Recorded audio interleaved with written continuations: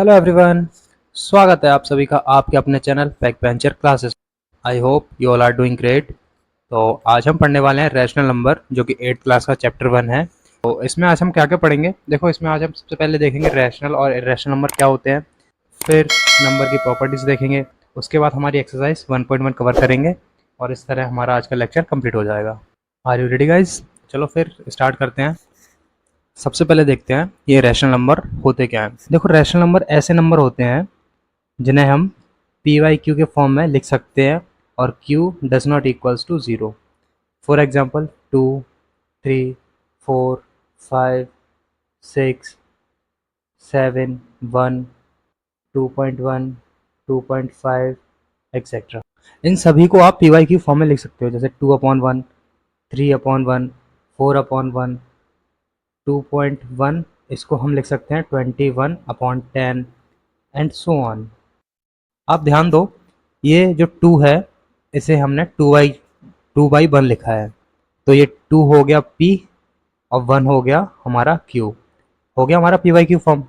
हो गया ये जो 2/1 है, ये हमारा पी वाई क्यू फॉर्म हो गया। और आप ध्यान दो, यहाँ Q is not equals to zero, क्योंकि Q की वैल्यू क्या है 1। Q की वैल्यू क्या है 1। तो ऐसे नंबर्स को हम बोलते हैं रैशनल नंबर। तो इर्रेशनल नंबर ऐसे नंबर होते हैं जिन्हें हम पी वाई क्यू फॉर्म में नहीं लिख सकते। फॉर एग्जाम्पल पाई की वैल्यू, इसकी वैल्यू होती है 3.14 डॉट डॉट डॉट डॉट, ये कभी ख़त्म नहीं होती, चलती रहती है।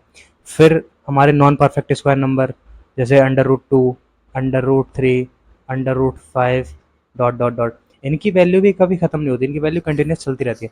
बट जो हमारे परफेक्ट स्क्वायर नंबर होते हैं, जैसे कि under root 4, under root 9, under root 16, ये सारे हमारे रैशनल नंबर होते हैं। क्या होते हैं?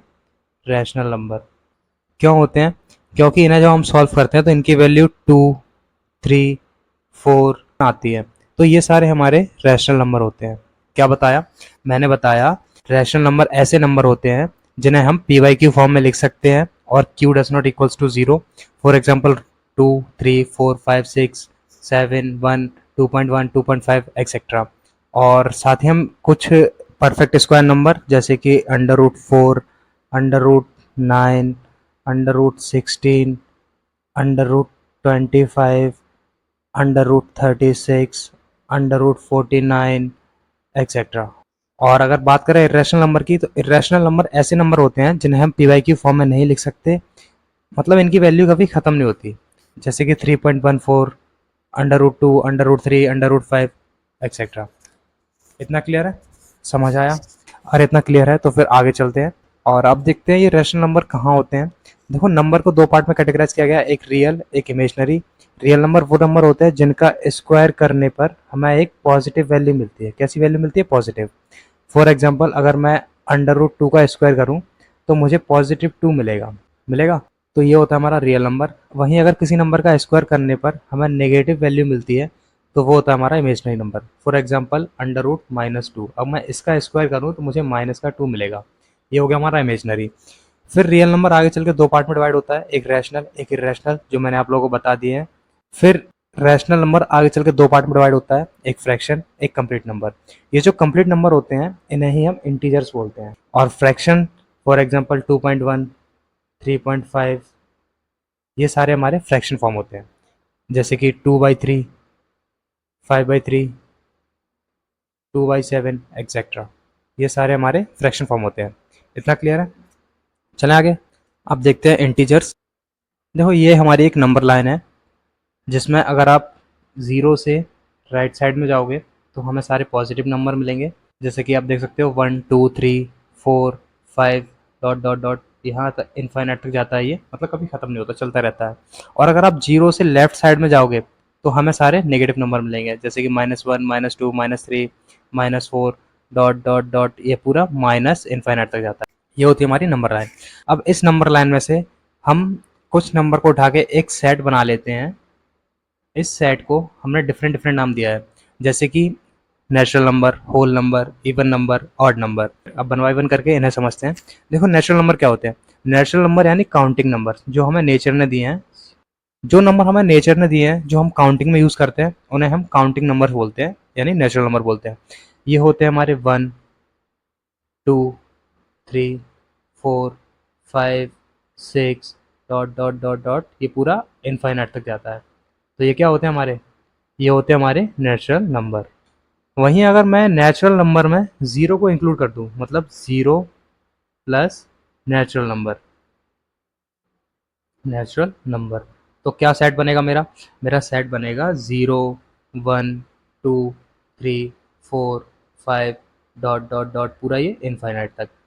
तो नंबर्स के इस सेट को बोलते हैं होल नंबर्स। इतना क्लियर है? क्या बताया मैंने? कहा वे नंबर जो हम काउंटिंग में यूज़ करते हैं, जिन्हें हम नेचुरल नंबर भी बोलते हैं, वो होते हैं हमारे 1, 2, 3, 4, 5, 6, 7, 8, 9, 10 इनफाइनाइट तक। ध्यान रखने वाली बात यह है कि ये हमेशा 1 से स्टार्ट होते हैं। कहाँ से स्टार्ट होते हैं? 1 से। नेचुरल नंबर कहाँ से स्टार्ट होते हैं? आप बोलोगे सर नेचुरल नंबर 1 से स्टार्ट होते हैं। अब बात करते हैं होल नंबर्स की। देखो होल नंबर्स 0 से स्टार्ट होते हैं और इनफाइनाइट तक जाते हैं। इसमें ध्यान देने वाली बात क्या है? इसमें जो ध्यान देने वाली बात है वो ये है कि होल नंबर 0 से स्टार्ट होते हैं। ठीक है? फिर अगर बात करें इवन नंबर्स की, तो इवन नंबर ऐसे नंबर होते हैं जो 2 से डिविजिबल होते हैं। मतलब 4, 6, 8, 10, 12, 14, 16, 2 एक्सेट्रा। मतलब आप बोल सकते हो कि 2 की टेबल, 2 की टेबल। क्या बताया मैंने? कहा इवन नंबर ऐसे नंबर होते हैं जो 2 से डिविजिबल हों। फॉर एग्जांपल 2, 4, 6, 8, 10, 12, 14, 16 एक्सेट्रा, और ये हमेशा चलती रहते हैं। इन शॉर्ट आप बोलोगे ये 2 की टेबल होती है। इवन नंबर क्या होती है? 2 की टेबल। फिर अगर बात करें ऑड नंबर्स की, तो ऑड नंबर्स ऐसे नंबर होते हैं जो 2 से डिविजिबल नहीं होते। For example 1, 3, 5, 7, 9, 11, 13 and so on etcetera. क्या पढ़ा हमने? पढ़ा कि जो हमारे काउंटिंग नंबर्स होते हैं 1, 2, 3, 4, 5, 6, 7, 8, 9, 10 डॉट डॉट डॉट इनफाइनाइट तक, इन्हीं को हम नेचुरल नंबर बोलते हैं। फिर अगर नेचुरल नंबर में जीरो को इंक्लूड कर दिया जाए तो हमारे होल नंबर्स बन जाते हैं। फिर ऐसे नंबर जो 2 से डिविजिबल होते हैं उन्हें हम इवन नंबर बोलते हैं, मतलब 2 की टेबल। और ऐसे नंबर जो 2 से डिविजिबल नहीं होते उन्हें हम ऑड नंबर बोलते हैं। अब एक बात और आप लोगों को बता दूं, जैसे ये हमारा 4 लिखा है, यहाँ कितना लिखा है? 4। अब अगर मैं इसे 2 से डिवाइड करूं तो ये 2 से कम्प्लीटली डिविजिबल हो जाएगा? हो गया। तो ये क्या है? 4 क्या है? आप बोलोगे सर 4 हमारा इवन नंबर है। वहीं अगर मैं 5 को 2 से डिवाइड करूं, 2 2 ज़ा 4, 1 बच गया, रिमाइंडर क्या है हमारा? 1। कम्प्लीटली डिविजिबल हुआ 5 2 से? आप बोलोगे सर नहीं हुआ। तो ये हमारा ऑड नंबर है। समझ आया? आया समझ? चलें आगे। अगर इतना क्लियर है तो फिर आगे बढ़ते हैं और देखते हैं हमारी एक्सरसाइज। अच्छा देखो, एक्सरसाइज स्टार्ट करने से पहले मैं आप लोगों को कुछ प्रॉपर्टी बताना चाहूँगा इसकी। देखो नंबर ऑफ प्रॉपर्टी, मेनली इसकी हमें 2 ही प्रॉपर्टीज़ पढ़नी है, एक कॉम्यूटेटिव और दूसरी एसोसिएटिव। इन्हीं दोनों प्रॉपर्टीज़ को हम एडिशन के लिए भी पढ़ेंगे, सब्ट्रैक्शन के लिए भी पढ़ेंगे, मल्टीप्लिकेशन के लिए भी पढ़ेंगे और डिवीजन के लिए भी पढ़ेंगे। ठीक है, स्टार्ट करें। पहले देखते हैं हम एडिशन के लिए कॉम्यूटेटिव लॉ। कॉम्यूटेटिव लॉ ये बोलता है कि हमारे पास, लेट्स सपोज हमारे पास 2 नंबर है, जैसे कि 2 और 3। अब मान लो 2 हमारा ए है और 3 हमारा बी है। अब अगर मैं 2 प्लस 3 लिखूं या 3 प्लस 2 लिखूं, रिजल्ट मेरा 5 ही आना है। तो क्या हो गया? ए प्लस बी लिखो या बी प्लस ए लिखो, रिजल्ट आपका सेम ही आना है। तो ये होता है हमारा commutative law. Is it clear? Clear है? क्या कहा मैंने? कहा चाहे आप ए प्लस बी लिखो या बी प्लस ए लिखो, रिजल्ट आपका सेम ही आएगा। एग्जाम्पल 2 और 3, या तो आप 2 प्लस 3 लिखो या 3 प्लस 2 लिखो, रिजल्ट आपका 5 ही आना है। इतना क्लियर है? अब बात करते हैं एसोसिएटिव लॉ की। लेट सपोज हमारे पास 3 नंबर हैं, 2, 3 एंड 4। ये हमारा ए है, ये बी और ये सी। अब अगर मैं 2 प्लस ब्रैकेट में 3 प्लस 4 लिखूं या फिर 2 प्लस 3 ब्रैकेट क्लोज प्लस 4 लिखूं, तो रिजल्ट क्या आएगा? आप बोलोगे सर रिजल्ट आपका 9 आएगा। आएगा मतलब आप पहले बी प्लस सी को ऐड करके उसमें ए ऐड करो या फिर पहले ए प्लस बी को ऐड करके उसमें सी ऐड करो, रिजल्ट आपका सेम ही आना है। तो ये होता है हमारा एसोसिएटिव लॉ। क्लियर है? आया समझ? तो सब्ट्रैक्शन में देखो, हमारे पास लेट्स सपोज हमारे पास 2 नंबर 2 और 3 हैं। इसको हम a मान लेते हैं, इसको हम b मान लेते हैं। अब आप लिखो 2 माइनस 3 और इधर लिखो 3 माइनस 2। आप बोलोगे सर ये 2 माइनस 3 ये आ गया माइनस का 1 और ये आ गया प्लस का 1, बट ये दोनों क्या इक्वल है? आप बताओ क्या दोनों इक्वल है? आप बोलोगे सर ये प्लस का है ये माइनस का है, यानी ये दोनों इक्वल नहीं है। ठीक है, फिर हम देखते हैं एसोसिएटिव लॉ। लेट सपोज यहाँ हमें 3 नंबर 2 3 4 दिए हैं, इसे ए, इसे बी, इसे सी कंसिडर करते हैं। अब मैं लिखूँ 2 माइनस ब्रैकेट 3 माइनस 4 और इधर लिखता हूँ मैं 2 माइनस 3 ब्रैकेट क्लोज माइनस 4। अब इसे हम सॉल्व करेंगे तो पहले हम इसे सॉल्व करेंगे, तो ये हो गया हमारा माइनस का 1 ब्रैकेट और ये माइनस 2, तो 2 और माइनस माइनस प्लस 1, तो हमारा रिजल्ट क्या आया 3, और इधर ये हो गया माइनस 1 और माइनस 4, तो ये हो गया हमारा माइनस का 5। क्या ये दोनों चीज़ें इक्वल है? आप बोलोगे सर नहीं, ये दोनों इक्वल नहीं है। तो क्या समझ में आया? इससे हमें समझ आता है कि जो हमारे कॉम्यूटेटिव लॉ और एसोसिएटिव लॉ है ये हमारे एडिशन के लिए ट्रू हैं, बट जो हमारा सब्ट्रैक्शन होता है उसके लिए ये ट्रू नहीं है। क्लियर हुआ? मैंने क्या बताया? मैंने बताया जो हमारा कॉम्यूटेटिव और एसोसिएटिव लॉ होता है ये एडिशन के लिए ट्रू है, जबकि कॉम्यूटेटिव और एसोसिएटिव लॉ हमारे सब्ट्रैक्शन के लिए ट्रू नहीं है। इतना क्लियर हुआ? अगर इतना क्लियर है तो फिर एक देखते हैं एडिटिव आइडेंटिटी। एडिटिव आइडेंटिटी मतलब एक ऐसा नंबर जिसे अगर हम किसी भी नंबर में ऐड करें तो रिजल्ट हमारा अनचेंज रहना चाहिए। अनचेंज रहना चाहिए मतलब हमें वही नंबर मिलना चाहिए। तो एडिटिव आइडेंटिटी होती है 0। फॉर एग्जाम्पल अगर मैं 2 में 0 को ऐड कर दूं तो रिजल्ट मेरा 2 ही रहेगा। तो हम क्या बोलेंगे? हमारी एडिटिव आइडेंटिटी क्या है? आप बोलोगे सर एडिटिव आइडेंटिटी 0 है। क्या है? 0। हुआ क्लियर? इतना क्लियर है? अगर इतना क्लियर है तो फिर आगे बढ़ते हैं। अब देखते हैं फॉर मल्टीप्लीकेशन और फॉर डिवीजन। लेट सपोज हमारे पास दो नंबर 2 और 3 है। अब मैं इन्हें 2 इंटू 3 लिखूँ या 3 इंटू 2 लिखूँ, रिजल्ट मेरा 6 ही आना है। क्या आएगा? 6 आएगा 6। तो आप बोलोगे सर कॉम्यूटेटिव लॉ मल्टीप्लिकेशन के लिए ट्रू है। फिर अगर मैं एसोसिएटिव लॉ की बात करूँ, लेट सपोज हमें यहाँ 3 नंबर 2 3 एंड 4 दिए हैं, ये ए हो गया, ये बी और ये सी। अब मैं 2 इंटू 3 इंटू 4 लिखूँ या फिर 2 इंटू 3 ब्रैकेट क्लोज इंटू 4 लिखूँ। पहले मैं इसे सॉल्व करूँगा, ये हो गया 12 12 2 जा 24, और फिर मैं इसे सॉल्व करूँगा 6 6 4 जा 24। क्या रिजल्ट मेरा चेंज हुआ? रिजल्ट में कोई डिफरेंस है? आप बोलोगे सर रिजल्ट आपका सेम है, दोनों साइड 24 है। तो इससे हम क्या बोल सकते हैं? इससे हम बोल सकते हैं कि जो हमारे कॉम्यूटेटिव लॉ और एसोसिएटिव लॉ होते हैं ये हमारे मल्टीप्लिकेशन के लिए भी ट्रू है। फिर बात करें अगर डिवीजन की तो लेट सपोज यहाँ भी हमें दो नंबर 2 और 3 दिए हैं, ये हमारा ए हो गया, ये हमारा बी हो गया। अब अगर मैं 2 को 3 से डिवाइड करूँ या फिर 3 को 2 से डिवाइड करूँ, क्या ये दोनों इक्वल हैं? आप बताओ। इसको अगर मैं करूँगा सॉल्व तो मुझे 0.6 मिलेगा, और अगर मैं इसे सॉल्व करूँगा तो मुझे 1.5 मिलेगा। क्या ये दोनों हमारे इक्वल हैं? आप बोलोगे सर नहीं है। सेम है अगर इसके लिए मैं 3 नंबर ए बी सी 2 3 4 लिखूँ और फिर इन्हें सॉल्व करूँ, 2 डिवाइड 3 डिवाइड 4 फिर 2 डिवाइड 3 डिवाइड 4, तो क्या ये दोनों सेम आएंगे? आप बोलोगे सर ये दोनों इक्वल नहीं आएंगे। क्या पता चला इससे? इससे हमें पता चला कि जो हमारे कॉम्यूटेटिव और एसोसिएटिव लॉ होते हैं ये हमारे डिवीजन के लिए ट्रू नहीं है। फिर देखते हैं हमारी मल्टीप्लिकेटिव आइडेंटिटी। मल्टीप्लिकेटिव आइडेंटिटी का मतलब होता है एक ऐसा नंबर जिससे अगर किसी नंबर से हम मल्टीप्लाई करें तो हमारा रिजल्ट अनचेंज रहना चाहिए। क्या कहा मैंने? मैंने कहा अगर हम मल्टीप्लिकेटिव आइडेंटिटी को किसी नंबर से मल्टीप्लाई करें तो रिजल्ट हमारा अनचेंज रहना चाहिए। आप बताओ ऐसा कौन सा नंबर हो सकता है? आप बोलोगे सर ऐसा एक ही नंबर है, वो है 1। अगर मैं 1 को किसी भी नंबर से मल्टीप्लाई करूंगा तो रिजल्ट मेरा सेम ही रहेगा। तो हमारी मल्टीप्लिकेटिव आइडेंटिटी क्या है? आप बोलोगे सर हमारी मल्टीप्लिकेटिव आइडेंटिटी है 1। इतना क्लियर है? क्या पढ़ा हमने अभी तक? पढ़ा कि जो हमारे कॉम्यूटेटिव और एसोसिएटिव लॉ हैं ये एडिशन के लिए ट्रू है बट सब्ट्रैक्शन के लिए ट्रू नहीं है।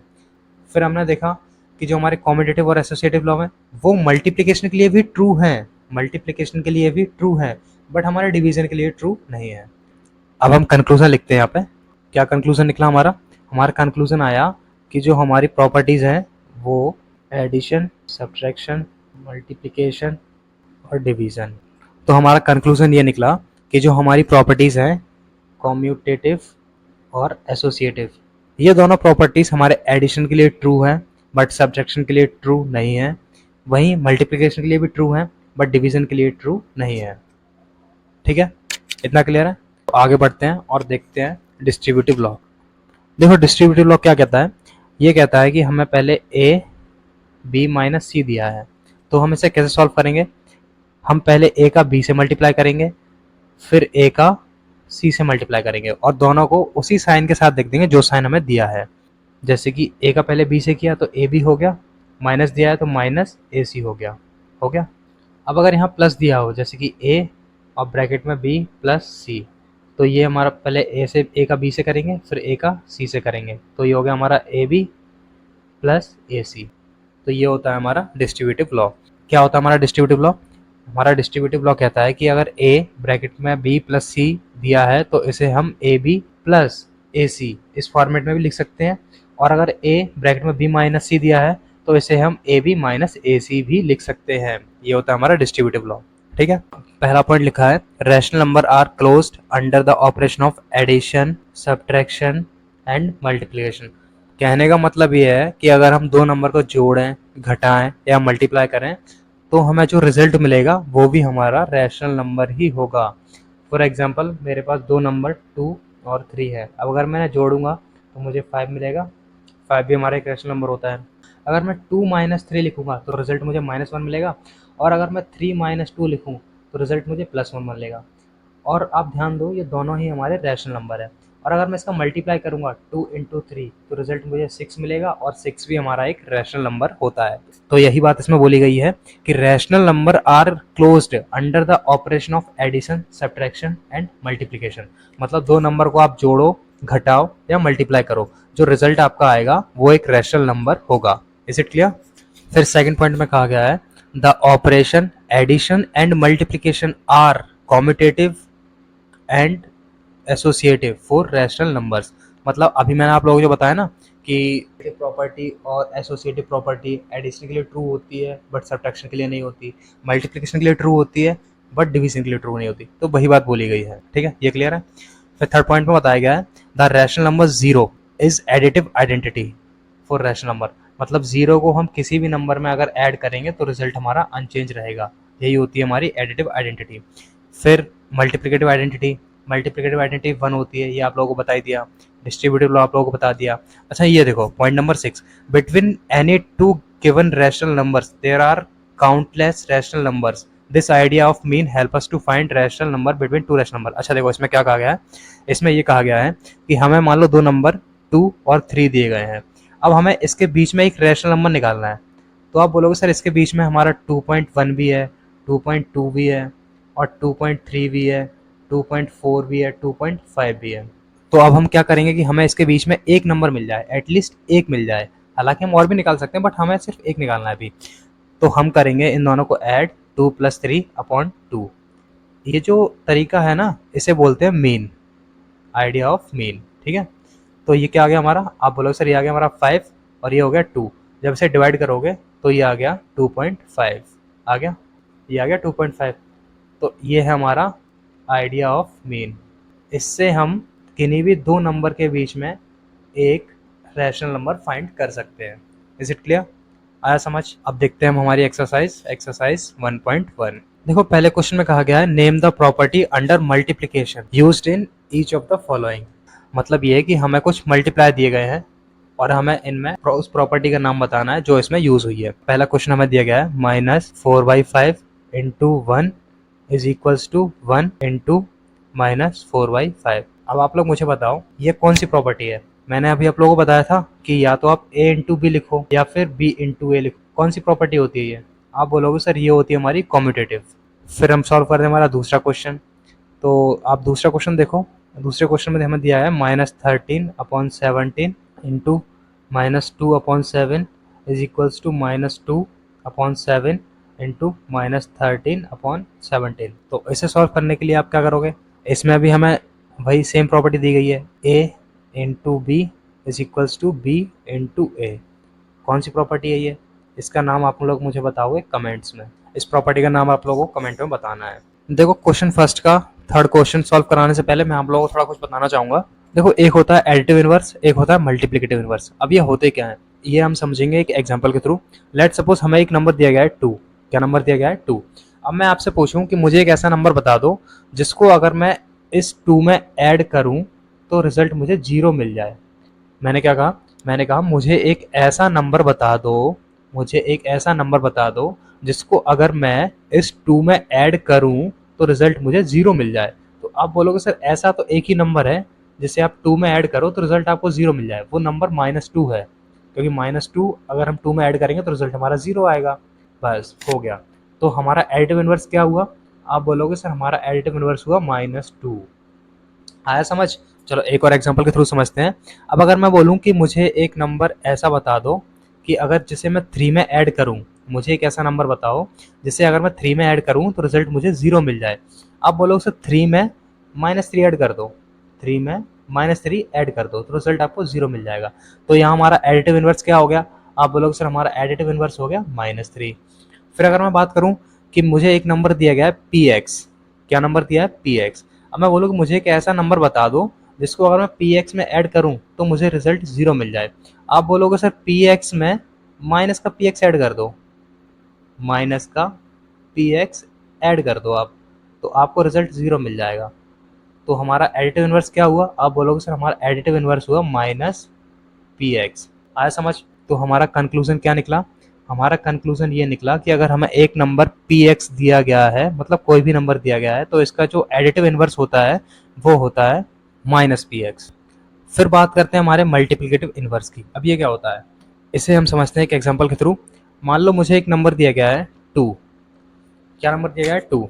अब मैं आपसे बोलूँ कि मुझे एक ऐसा नंबर बता दो, मुझे एक ऐसा नंबर बता दो जिसका अगर मैं इस नंबर से मल्टीप्लाई करूँ तो रिजल्ट मुझे 1 मिल जाए। मैंने क्या कहा? मैंने कहा मुझे एक ऐसा नंबर बताओ जिसको अगर मैं इस 2 से मल्टीप्लाई करूँ तो रिजल्ट मुझे 1 मिल जाए।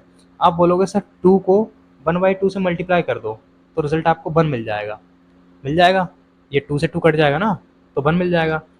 तो यहाँ हम क्या लिखेंगे कि हमारा मल्टीप्लिकेटिव इनवर्स क्या है? आप बोलोगे सर मल्टीप्लिकेटिव इनवर्स हुआ हमारा 1/2। फिर मैं बोलूँ कि अगर मुझे एक नंबर 3 दिया गया है और मुझे इसका एक ऐसा नंबर बता दो जिसको अगर मैं 3 से मल्टीप्लाई करूँ, अगर मैं 3 से मल्टीप्लाई करूँ तो मुझे रिजल्ट 1 मिल जाए। आप बोलोगे सर 3 का मल्टीप्लाई 1/3 से कर दो आप, 3 से 3 कट जाएगा, 1 मिल जाएगा। तो यहाँ पे हमारा मल्टीप्लिकेटिव इनवर्स क्या निकला? आप बोलोगे सर हमारा मल्टीप्लिकेटिव इनवर्स निकला 1/3। वहीं अगर मैं एक और एग्जांपल ले लूँ कि मुझे 2/3 का मल्टीप्लिकेटिव इनवर्स बता दो आप, मतलब एक ऐसा नंबर बता दो जिसका अगर मैं 2/3 से मल्टीप्लाई करूँ तो रिजल्ट मुझे 1 मिल जाए। तो आप क्या करोगे? आप सिर्फ इतना करना है कि इसे 2/3 लिखा है, इसको पलट दो, मतलब 3 ऊपर और 2 नीचे। अब अगर मैं इसको इससे काट दूंगा, 3 से 3 कट गया, 2 से 2 कट गया, तो रिजल्ट 1 आ गया। रिजल्ट कितना आ गया? 1। तो इस 2/3 का मल्टीप्लिकेटिव इनवर्स क्या बना? आप बोलोगे सर 2/3 का मल्टीप्लिकेटिव इनवर्स बना हमारा 3/2। तो इससे क्या समझ में आया? इससे क्या रिजल्ट निकला? इससे रिजल्ट ये निकला कि अगर हमें एक नंबर pq दिया गया है, एक नंबर pq दिया गया है, तो इसका जो मल्टीप्लिकेटिव इनवर्स निकलेगा वो होगा हमारा q/p। क्या होगा? q/p। आया समझ? और एडिटिव इनवर्स का रिजल्ट क्या निकला? एडिटिव इनवर्स का रिजल्ट निकला कि अगर हमें एक नंबर x दिया गया है तो इसका एडिटिव इनवर्स होगा -x। Is it clear? आया समझ? अगर ये समझ में आ गया है तो फिर वापस चलते हैं हमारे क्वेश्चन पे। क्वेश्चन नंबर 3, -19/29 इंटू 29 अपॉन -19, और रिजल्ट क्या आ गया? 1। ये लिखा है ना, p/q इंटू q/p लिखा है, रिजल्ट भी 1 भी लिखा है। तो आप क्या बोलोगे? आप बोलोगे सर ये इसका मल्टीप्लिकेटिव इनवर्स है। इतना क्लियर हुआ? अगर इतना क्लियर है तो फिर मूव करते हैं हमारे नेक्स्ट क्वेश्चन पर। 2, इसमें क्या है? टेल द प्रॉपर्टी, मतलब उस प्रॉपर्टी का नाम बताना है। अलाउ यू टू कंप्यूट, मतलब इन दोनों की कैलकुलेशन करने पर रिजल्ट हमारा सेम आता है, उस प्रॉपर्टी का नाम बताना है। तो आप इसे कैसे लिखोगे? आप पहले इसे लिखोगे कि 1/3 इंटू ब्रैकेट में 6 इंटू 4/3, इधर दिया है हमारा 1/3 इंटू 6 इंटू 4/3। अब आप लोग मुझे ये बताओ, ये हमारा ए हो गया इंटू ये बी हो गया इंटू सी, ये हमारा ए इंटू बी इंटू सी। अब आप लोग मुझे नाम बताओ इस प्रॉपर्टी का कि ये हमारी कौन सी प्रॉपर्टी है। ठीक है, इसका नाम आप लोग मुझे बताओगे कमेंट्स में। तो अब आगे बढ़ते हैं और देखते हैं हमारा क्वेश्चन नंबर 3। तो इसमें कहा गया है, क्वेश्चन नंबर 3 में क्या कहा गया है, इसमें कहा गया है the product of to rational number is always, मतलब दो रैशनल नंबर का प्रोडक्ट क्या होता है, क्या होता है, बताओ बताओ ना। अभी आप लोगों को बताया था the product of to rational numbers, मतलब दो रैशनल नंबर्स को अगर हम गुणा करेंगे तो हमारे क्या मिलेगा, क्या मिलेगा बताओ। नहीं पता? अरे यार क्या कहाँ क्या कर रहे हो तुम, क्या पढ़ाई कर रहे हो, अभी बताया था ना। ये देखो, rational number are close to under the operation of addition subtraction multiplication, बताया था कि अगर दो रैशनल नंबर को जोड़ोगे घटाओगे या मल्टीप्लाई करोगे तो आपको एक रैशनल नंबर ही मिलेगा। बताया था, क्या बताया था कि अगर आप दो नंबर को जोड़ोगे घटाओगे या मल्टीप्लाई करोगे तो आपको एक रैशनल नंबर ही मिलेगा। तो हमारा आंसर क्या होगा, क्या होगा हमारा आंसर, बताओ जल्दी फटाफट। हमारा आंसर होगा रैशनल नंबर। क्या होगा, रैशनल नंबर। तो इसी के साथ हमारा आज का लेक्चर कंप्लीट होता है। अगर आप लोगों को वीडियो अच्छी लगी हो, मेरा पढ़ाने का तरीका सही लगा हो, समझ में आ रहा हो, तो वीडियो को लाइक करें, चैनल को सब्सक्राइब करें, और अगर आप लोग मुझे कोई सजेशन देना चाहते हो तो आप कमेंट बॉक्स में बता सकते हो। तो स्वस्थ रहें, मस्त रहें और पढ़ाई करते रहें।